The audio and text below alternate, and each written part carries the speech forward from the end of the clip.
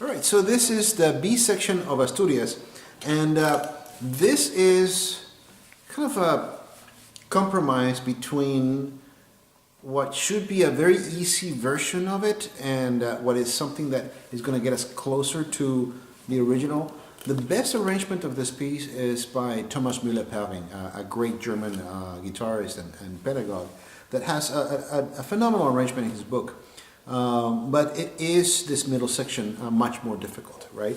So this will approximate what you would have to do if you wanted to be, let's say, honest to good in the piece. Now we start with this, second part of it. I mean, this part we walked you through.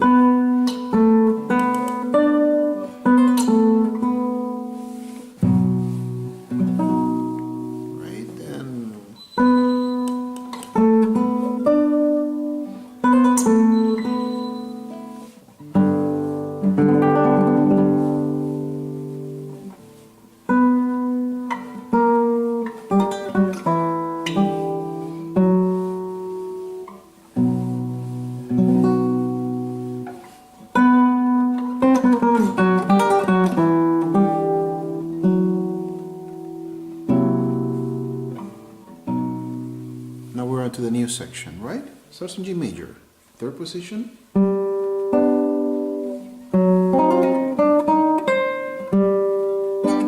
Right? So how did we get there? Then in fourth position, gotta get the F natural. It'd be so much nicer to have it here. Back, third position, back to fourth position, 8th fret. Then tuck the pinky in and get the index finger on the 5th position. We're doing a 3-string chuck here, right? And then right behind where your index is, this is as a pivotal marker, you're going to be placing your ring finger on the D string. However, your guide finger is your second finger that is on the 2nd string. Don't take off that 2nd finger as you move back, right? And you play that. So you're here.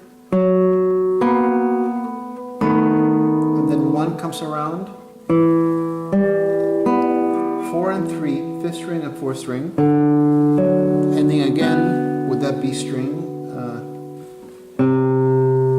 and I lost my spot, and then just 1 and 2, or if you just wish to grab that E on the 2nd string, it sounds a little bit better, right?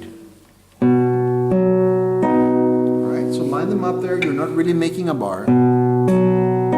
This is where I'm making your life a little bit more difficult, right? So I'm adding that dissonance, that D sharp that you have there, you're going to play it now with your 3rd finger. So you're going to replace 4 with 3 as you move on. Check the first 2 strings together with that, right? So, and then pull off on the 5th string, and as you move back to the B, also chuck that. So let's take a look at how that works. Switch. And again.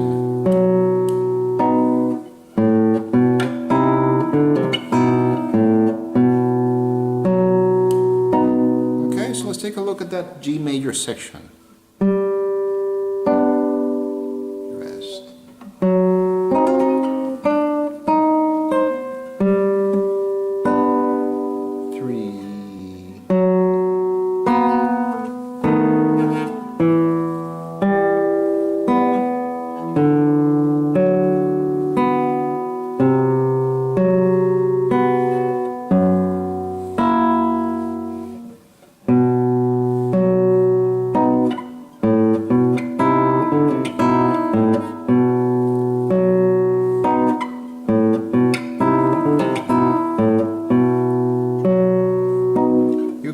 Jump over to 7th position on the D string, right? On the Müller-Perling edition, you're going to do octaves on this, and it's much more difficult. But this is a really good point of departure. Eventually, as you get better at this piece, you might want to pick up that edition and just do that harder part.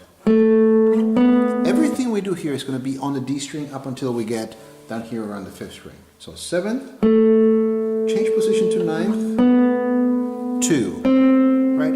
Really important to just really get your mind oriented to that second finger. Right? Then pull off.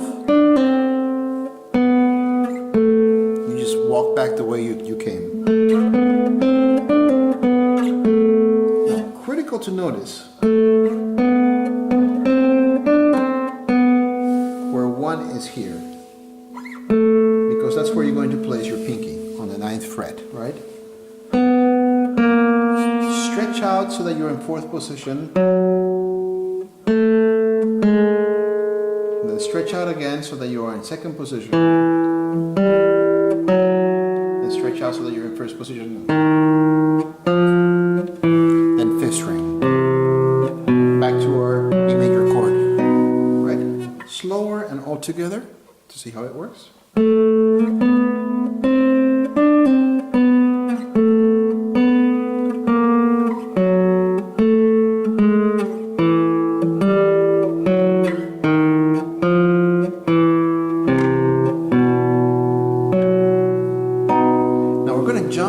To 7th position for the next part. You are going to play your melody this way.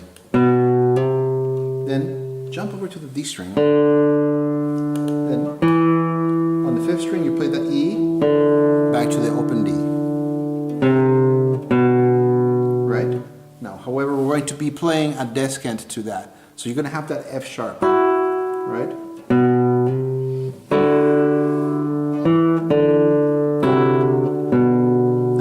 To keep 2 there. If you want to try to just place it where you need it, you can, but I find that that's a bit more technical, makes it harder. Then E major. You could also do, just make sure that you don't play the G string, because that's open, that's natural G. You want a G sharp. Thumb and chuck on the first 2 strings only, or if you just don't want to worry about it. Yeah.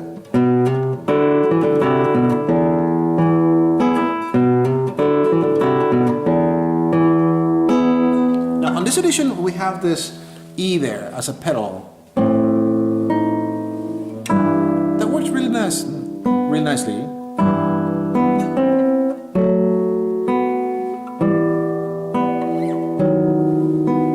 Grab the E here. That sets you up for this. Sorry.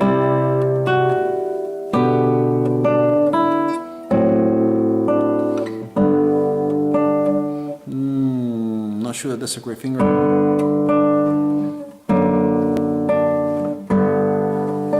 Alright, so let's deal with this. It sounds so easy, but it is not. So you're here in 2nd position. Right, you got this, you're separated here, your G string and your D string and A bass. Then you have your 3rd finger down on the 2nd string for that D sharp, and then you keep your 1 there and you're just on an E minor formation, but you got your G in the bass, right? Right? You can even drag your finger. So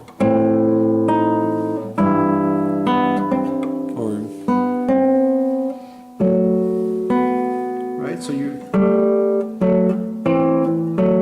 where you start with this, then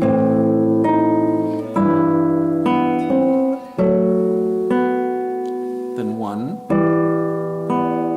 and then I travel to the 4th position, grab your D sharp on your A string, 6th fret, and then just go ahead and grab that E with your pinky. I don't know why he has you jumping back.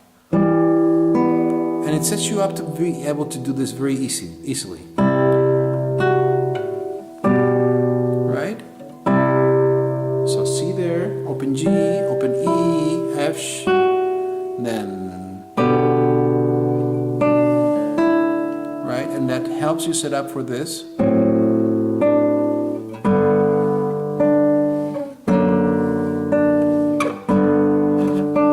Very important to end up with 2, because you're going to use that as you travel to the 5th position.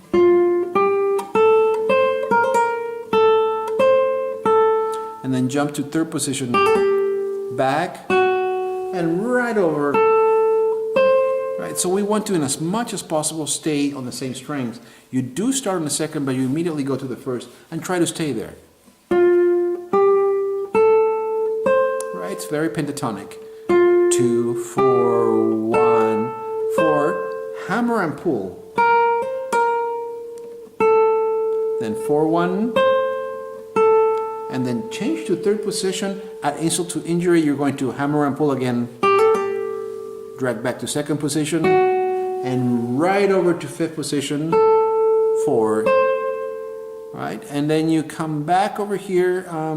Well, yeah, you might want to do this way. F sharp here on the D string. And then the C on the G string.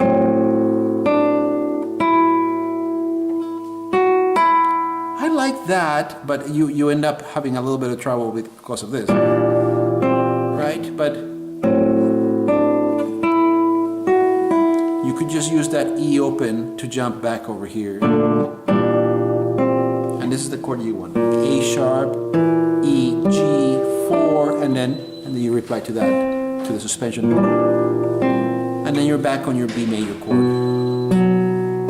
Right, so in order, just putting it all together, a bit slower for practicing purposes.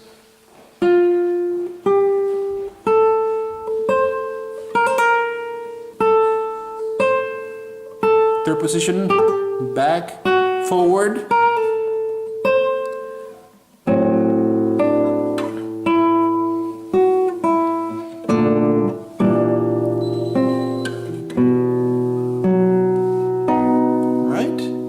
And then you have that C, but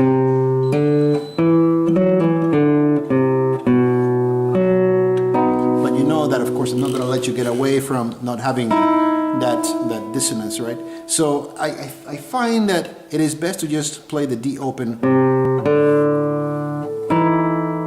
or maybe even grab that D sharp with pinky, and do the pull off here from F sharp to E.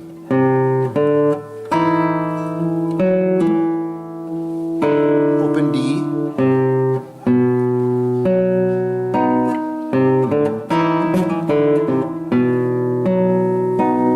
right? And that should be good for this week.